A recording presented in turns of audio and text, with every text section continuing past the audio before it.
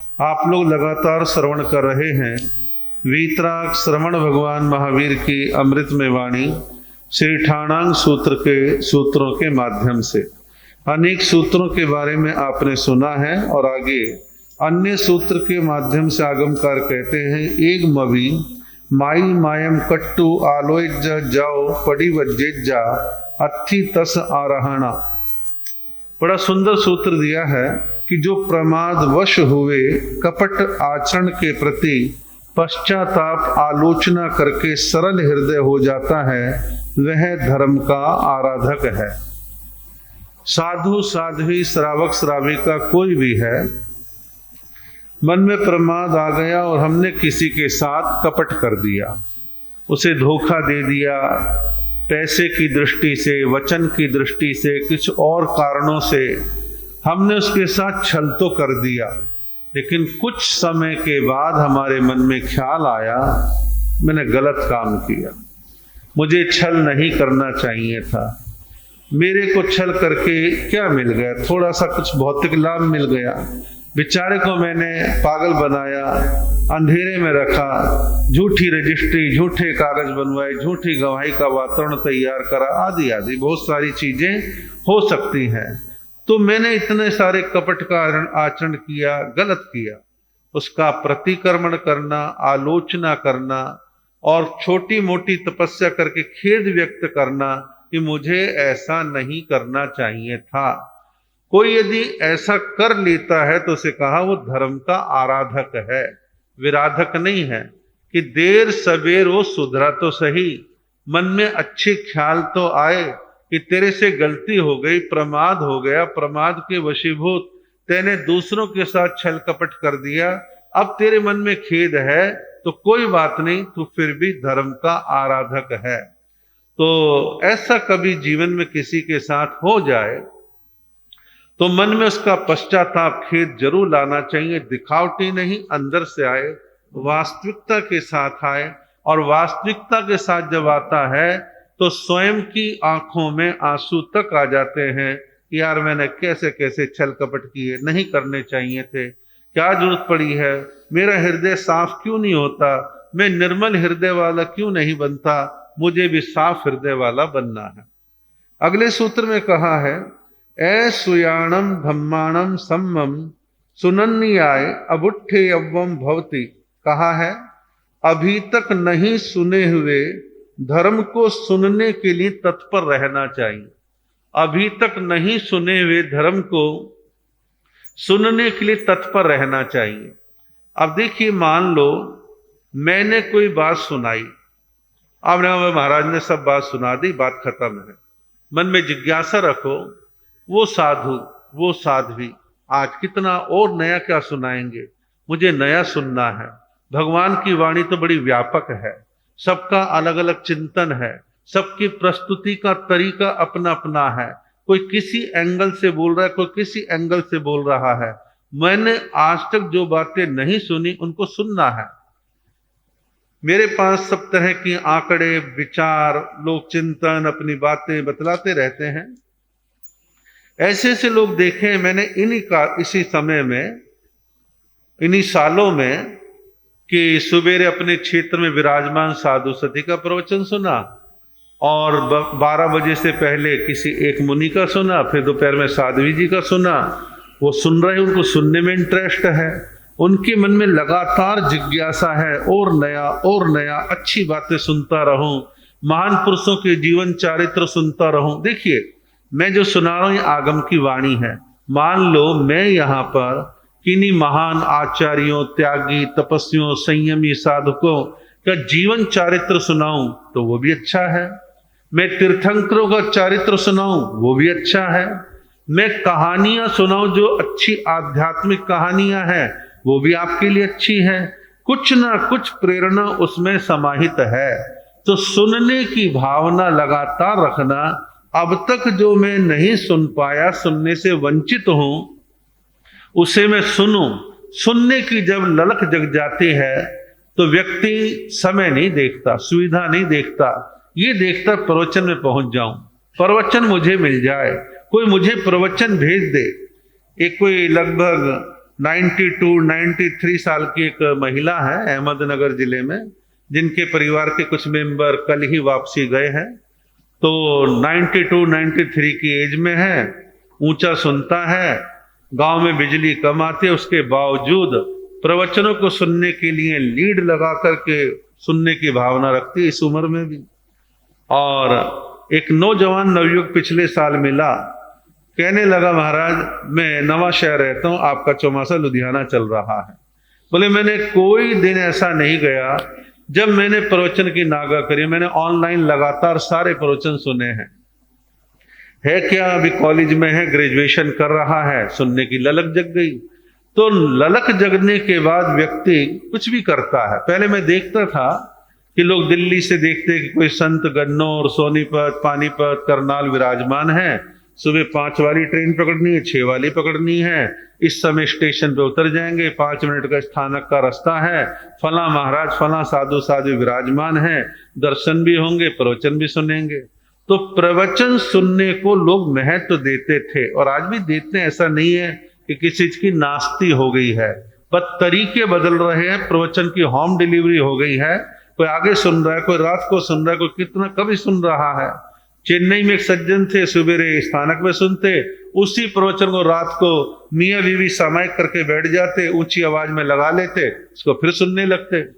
हालांकि कुछ साधु साध्वियां ऑनलाइन प्रवचन आदि को अच्छा नहीं मानते, उसकी थोड़ी सी क्रिटिसाइज करते हैं, वो चलता रहता है।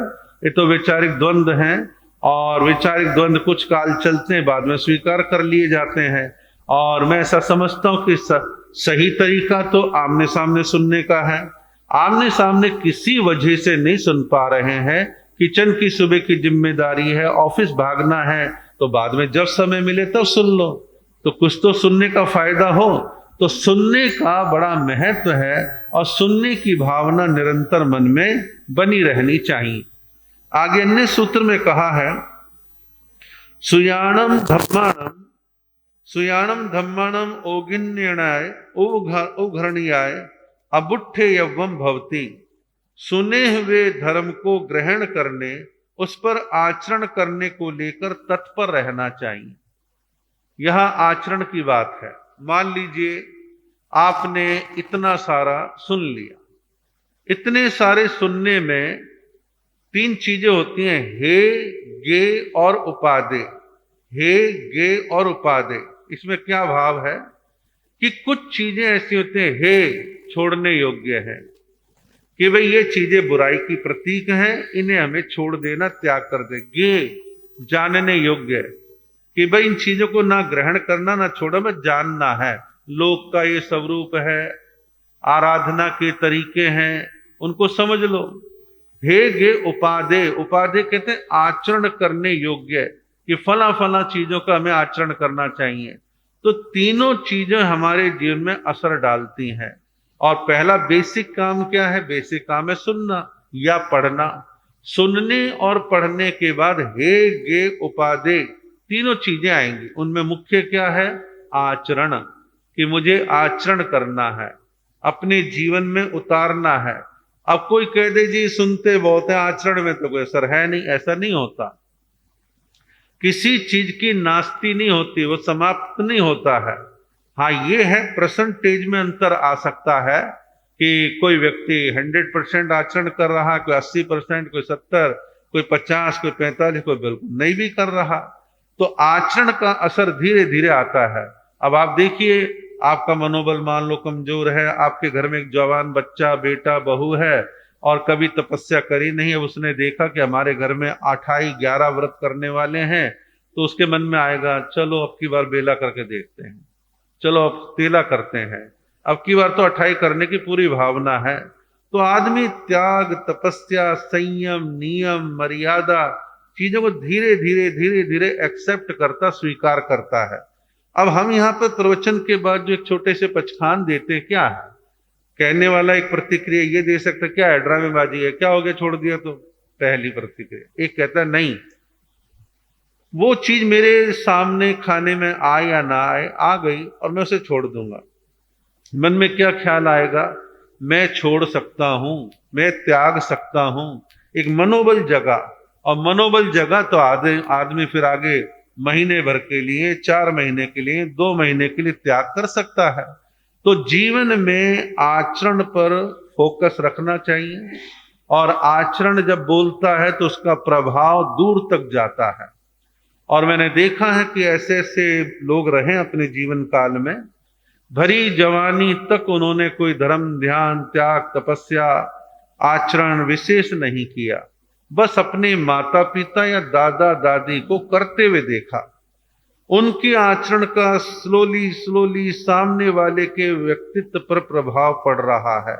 जैसी समय की अनुकूलता मिलती हो, कहता है मेरे दादाजी करते थे, मेरी दादी करती थी, मम्मी पापा करते थे, मुझे भी करना है। एक बच्चा मुझे मिला, जवान है, बोले महाराज मुझे सामायिक सिखाओ। मैं सिखा देंगे। बोला जी मुझे बड़ी याद आती है कि मेरे दादाजी एक पट्टा था, उस पर बैठे रहते थे, 5-5 सामायिक करते थे। मैं छोटा था, उनके पास जाके बैठ जाता था, वो मेरे मुंह पत्ती लगा देते थे, फिर हम पढ़ाई में लग गए और फिर उनका स्वर्गवास हो गया। आज मेरे मन में आता है कि मुझे भी उनकी तरह सामायिक करनी है। तो आचरण का प्रभाव सबके ऊपर आता है, तो आचरण करना चाहिए। अच्छा आचरण करेंगे, हमारे आसपास का वातावरण सुधरता है, पॉजिटिव बनता है, एक अच्छे वातावरण का निर्माण होता है। अगले सूत्र में कहा है असंगीय परिजनस संगीणयाय अबुट्ठे यवम भवति। जो अनाश्रित एवं असहाय हैं उनको सहयोग तथा आश्रय देने में सदा तत्पर रहना चाहिए। जो अनाश्रित हैं और असहाय हैं, अनाश्रित जिनका कोई आश्रय नहीं है, बेसहारा है बेचारे, उनका कोई करने वाला नहीं है, तो अनाश्रित को आश्रय देना चाहिए, और जो असहाय है उसकी सहायता करनी चाहिए। तो यहाँ पर सेवा, सहयोग, आश्रय की बात कही है, तो इससे साफ सिद्ध होता कि भगवान महावीर ने कितनी सुंदर शिक्षाएं हमारे को बहुत प्राचीन काल में दी, और आज तक उन शिक्षाओं का असर है कि हम इस प्रकार के कार्य करने की कोशिश करते हैं। जैन समाज के सेवा के तरीके अपने हैं। यहाँ परिवार छोटे हैं, हर व्यक्ति काम, धंधे, व्यापार में व्यस्त है, समय की उतनी अनुकूलता नहीं होती, लेकिन धन की अनुकूलता और विचारों की अनुकूलता होने की वजह से ऐसी संस्थाओं में हमारे लोग बड़ा बढ़ चढ़ कर के सहयोग लेते हैं, धन देते हैं, भोजन व्यवस्था, कपड़ों की व्यवस्था, भवन बनवाना है, बहुत सारे काम करते हैं। ऐसे कार्य क्या क्या हो सकते हैं? अनाथ आश्रम, उनकी सेवा व्यवस्था में सहयोग देना। जो बच्चा अनाथ है उसका आश्रय क्या है, उसका सहायक कौन है? तो जो सहायता दे रहे हैं वो सहायक है। अब आप कल्पना करें, मैं तो कई बार कहता हूं, अनाथ बच्चे की जिंदगी ऐसी है जैसे बीच सेंटर फुटबॉल रखी है, जो आता है किक मारता है। अनाथ बच्चे को कई बार निकटवर्ती रिश्तेदार भी टरका देते हैं, हाथ खड़े कर देते हैं। परिणाम सोचिए, जब किसी बच्चे को आश्रय नहीं मिलता, वो देर सवेर गलत संगत में पड़ के गुंडा, मवाली, बदमाश, चाकूबाज, नशेड़ी कुछ भी बन सकता है। और हमने उसको अनाथ आश्रम में स्थान दिया, खाने पीने, पढ़ने लिखने आदि के साधन दिए, वो देश का एक अच्छा नागरिक बनेगा और औरों की सेवा करने वाला बनेगा। उसे फील तो रहेगा मेरा कोई नहीं था, एक संस्था में पला बड़ा हूं और वहां मेरी परवरिश हुई है, तो उसको सारी जिंदगी ये बात याद रहती है। तो जब आपका मन करे, आपका जन्मदिन, मैरिज एनिवर्सरी है, तो होटलों में महंगा खाना खा करके और गुलछर्रे उड़ा करके, घूम करके, सब पैसा बर्बाद ना करके ऐसी संस्थाओं में जाना चाहिए। खास तौर पर बच्चों को लेके जाना चाहिए। उनको अंदर से लगता है कुछ आज अपने जन्मदिन पर अच्छा करके आए हैं, तो इस पर अनाथ आश्रमों में सेवा करें। जहां वृद्ध आश्रम है तो बूढ़े लोग हैं, निराश्रित हैं, उनका कोई करने वाला नहीं है, ऐसे वृद्ध आश्रम, ओल्ड एज होम में जाएं, जाके कुछ समय लगाएं, कपड़ा लत्ता लेके जाएं, खाना खाने की व्यवस्था करें, कई फ्रूट लेकर के जाएं, ऐसे वृद्ध आश्रमों की सेवा करें। जहां विकलांग लोग हैं उनकी सेवा सहायता करें। और सबसे पहले हिंदुस्तान में सन 1974-75 में जब भगवान महावीर का 25वां निर्वाण महोत्सव मनाया गया, तो 25वें निर्वाण महोत्सव के अवसर पर सबसे पहले हमारे जैन समाज के बड़े प्रतिभाशाली व्यक्ति D.R. मेहता, जो आजकल जयपुर में रहते हैं और बड़े विद्वान व्यक्ति हैं, सेबी के अध्यक्ष रहे, रिजर्व बैंक में अपनी सेवाएं दी, भारत सरकार में सेवाएं दी, तो उन्होंने सबसे पहले टेक्नोलॉजी लेके आए कि जिनके हाथ पांव कट जाते हैं घटनाओं में, उनको आर्टिफिशियल हाथ पांव लगाना, और नाम रखा भगवान महावीर 25वें निर्वाण वर्ष पर भगवान महावीर विकलांग सहायता समिति। और मजे की बात, फ्री लगाने का काम किया, भारत में काम किया, बांग्लादेश में किया, श्रीलंका में किया, अफगानिस्तान में किया, बहुत जगह जाके किया। और वहां के खूंखार आतंकवादी, वहां जब भगवान महावीर विकलांग सहायता समिति वाले जाते तो वो लोग उनको प्रोटेक्ट करते, सहयोग करते। आप हिंदुस्तान से आते हो, भगवान महावीर वाले हो, आप तो हमारी सहायता करने आए हो, कुछ तकलीफ हो तो हमें बतलाना। और वो उनके हाथ पांव आदि लगाने का काम चलता था। और जिसे मानवतावादी सेवा करनी है, वो जाति पंथ परंपरा नहीं देखेगा, वो मानव मात्र जीव मात्र की सेवा का काम करेगा। दिल्ली में 2 संस्थाएं हैं, 2 जगह है, संस्था एक ही है, अपना घर। अपना घर, इसकी पूरे देश में कोई 15-20 शाखाएं चलती है। भरतपुर से इसकी शुरुआत एक शर्मा जी ने करी थी। एक है बूढ़पुर यानी कि वल्लभ स्मारक से आगे, और एक है बवाना में। वल्लभ स्मारक से आगे वाला महिलाओं का है, बवाना वाला जेंट्स का है। आपने देखा होगा दिल्ली के अंदर कि यमुना के आसपास, ITO पुल के इस साइड में, और पता नहीं कहां कहां, कि वो लोग जिनको घर से निकाल दिया, विक्षिप्त हो गए, पागल से हो गए, दिमाग काम नहीं करता, 2-2 साल से बाल नहीं धुले हैं, जुएं पड़ रही हैं, घाव हो रहे हैं, कीड़े पड़ रहे हैं, पागल जैसे चीथड़े लपेट रखे हैं, वहाँ की संस्था के कार्यकर्ता जाते हैं, उनको पकड़ते हैं, उनके बाल काटते हैं, शेविंग करते हैं, नहलाते हैं, धुलाते हैं, और उनकी मानसिक स्थिति में सुधार भी होता है, घाव वगैरह ठीक हो जाते हैं। तो ऐसे 400-450 लोग बूढ़पुर में हैं, और ऐसे 400-450 लोग बवाना में हैं। आपका मन करता है यार, जन्मदिन है, मैरिज एनिवर्सरी है, पिताजी माताजी की पुण्यतिथि है, तो पहले वहां के फोन नंबर लेके डेट बुक करा देना। आज का सारे दिन का खाना हमारे परिवार की ओर से रहेगा, बहुत महंगा नहीं है, 11,000 में सारे दिन का हो जाता है। मेरा मतलब कहने का ये, मैं कोई प्रचार करने नहीं बैठा, मैं ये कह रहा हूं कि दया करुणा के काम, अनाश्रित लोगों को आश्रय देने के काम, सेवा सहायता के काम हमारे को करने चाहिए।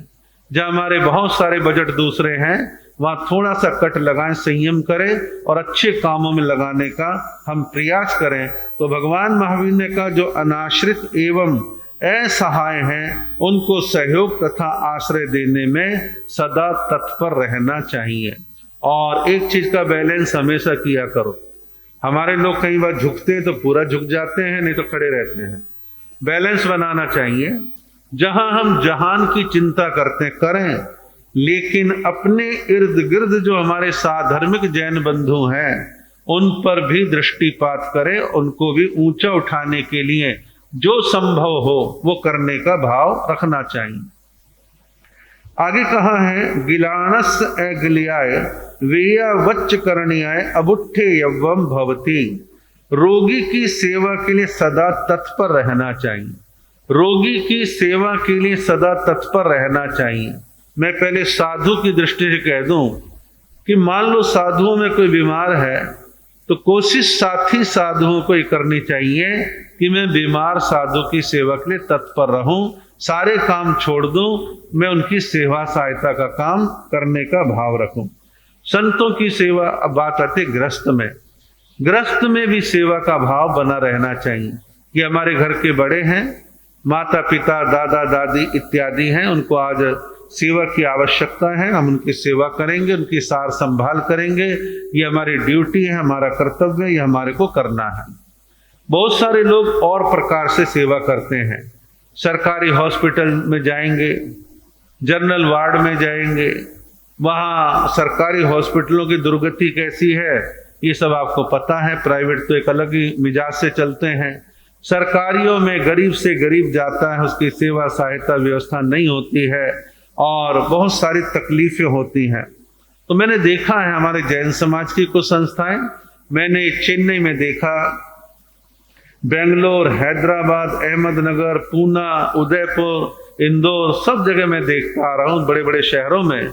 और मैंने क्या देखा कि हमारी बहुत सारी जैनों की संस्थाएं, मैं नहीं कह रहा कि अजैन समाज के लोग नहीं करते, वो भी करते हैं, लेकिन मैं जो अपना अनुभव बतला रहा हूँ, हमारे समाज के लोग दया करुणा से भरे हुए हैं। कारण लगातार दया करुणा का तो उपदेश सुनते हैं, सुन सुन करके मन में दया का भाव रहता है। तो ऐसे लोग ऐसे हॉस्पिटल में जाते हैं, उनको दूध देते हैं, फल देते हैं, लंगर लगाते हैं, भंडारा लगाते हैं, बहुत तरह की सहायता करने का काम किया करते हैं। और दिल्ली में ही आपके अशोक विहार के अशोक कोठारी, उन्होंने अपनी एक ट्रस्ट बनाई है रत्नत्रय फाउंडेशन, और उसके द्वारा दिल्ली में जैसे राम मनोहर लोहिया है, एम्स है, अंबेडकर हॉस्पिटल है, वेन जाती है, खाना एक जगह तैयार होता है, दाल चावल रोटी साग सब्जी लेके जाते हैं और जो लोग आते हैं हॉस्पिटलों के आसपास उनको देते हैं। अब पेशेंट अंदर है, अटेंडेंट बाहर है, बेचारे गरीब लोग वैसे हैं, कहाँ होटलों में जाएंगे, उनकी सहायता हो जाती है। ऐसी दिल्ली की जो भारत में महामंडल की शाखा है, खास तौर पे मैं नाम लूंगा अतुल जैन मेहरौली वाले, और जो कि जैन कॉन्फ्रेंस के महामंत्री, उनके पिताजी के नाम से है जेपी फाउंडेशन, उसके द्वारा जो है इस प्रकार के सेवा के काम हॉस्पिटलों के बाहर वो भी लगातार भारत जैन महामंडल की तरफ से करते रहते हैं। एक व्यक्ति हैं लोकेश जैन, सूरत में रहते हैं। आज से कोई लगभग साल भर पहले ऑल इंडिया जैन कॉन्फ्रेंस की राजनीति में इतने डूबे हुए थे, लगातार आलोचना, इसका लिख उसका लिख उसका लिख व्हाट्सएप पे चलता था। और उनका मन चेंज हुआ कि यार कोई सार नहीं है, कोई सुधरने वाला नहीं है, अच्छे काम में लगो। उन्हें अपने आप को डाइवर्ट कर लिया और अब वहाँ के प्रसिद्ध हॉस्पिटल जो सरकारी हैं वहाँ लगातार डेली, कह रहा हूँ कभी कभी ना डेली लंगर भंडारे चलते हैं और गरीब लोगों को बड़ी भारी सहायता का काम करते हैं।